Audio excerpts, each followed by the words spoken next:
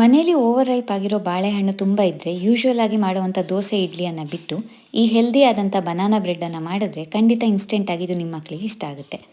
ಇದನ್ನು ಮಾಡೋದಕ್ಕೆ ಒಂದು ಬೌಲ್ನಲ್ಲಿ 7 ರಿಂದ 8 ಬಾಳೆಹಣ್ಣನ್ನು ಮ್ಯಾಶ್ ಮಾಡಿ ಅದಕ್ಕೆ ಅರ್ಧ ಕಪ್ ಸಕ್ಕರೆ ಹಾಕಿ ಸಕ್ಕರೆ ಕರಗೋ ತನಕ ಮಿಕ್ಸ್ ಮಾಡಿ ಆಮೇಲೆ ಅರ್ಧ cup oil 1 tablespoon vanilla ಎಸೆನ್ಸನ್ನು ಹಾಕಿ ಸರಿಯಾಗಿ ಮಿಕ್ಸ್ ಮಾಡ್ಕೊಳ್ಬೇಕು.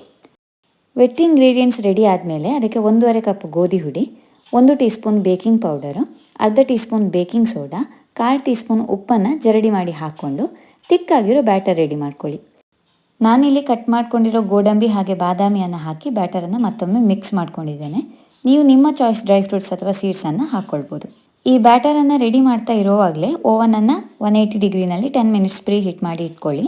ಆಮೇಲೆ ಲೋಫ್ ಪ್ಯಾನಲ್ಲಿ ಬ್ಯಾಟರನ್ನು ಹಾಕಿ ಮತ್ತೆ 180 ಡಿಗ್ರಿನಲ್ಲಿ 30 ರಿಂದ 35 ನಿಮಿಷ ಬೇಕ್ ಮಾಡಿದ್ರೆ ಸಾಫ್ಟ್ ಆ್ಯಂಡ್ ಸ್ಪಾಂಜಿ ಆದಂಥ ಹೆಲ್ದಿ ಬನಾನಾ ಬ್ರೆಡ್ ರೆಡಿ ಆಗುತ್ತೆ. ಕಡಾಯಿ ಅಥವಾ ಕುಕ್ಕರಲ್ಲಿ ಕೂಡ ನೀವು ಇದನ್ನು ಮಾಡ್ಕೊಳ್ಬೋದು. ಡೀಟೇಲ್ ಆದ ರೆಸಿಪಿ ನನ್ನ ಯೂಟ್ಯೂಬ್ ಚಾನಲ್ನಲ್ಲಿ ಸಿಗುತ್ತೆ. ಲಿಂಕ್ ಡಿಸ್ಕ್ರಿಪ್ಷನಲ್ಲಿದೆ, ಬೇಕಿದ್ರೆ ಚೆಕ್ ಮಾಡಿ. ಮಕ್ಕಳಿಗೆ ತುಂಬ ಇಷ್ಟ ಆಗುವಂಥ ಈ ಈಸಿ ಆ್ಯಂಡ್ ಹೆಲ್ದಿ ರೆಸಿಪಿಯನ್ನು ನಿಮ್ಮ ಟೀ ಟೈಮ್ ಸ್ನ್ಯಾಕ್ಸ್ ಲಿಸ್ಟಲ್ಲಿ ಮರೀದೆ ಸೇರಿಸ್ಕೊಳ್ಳಿ.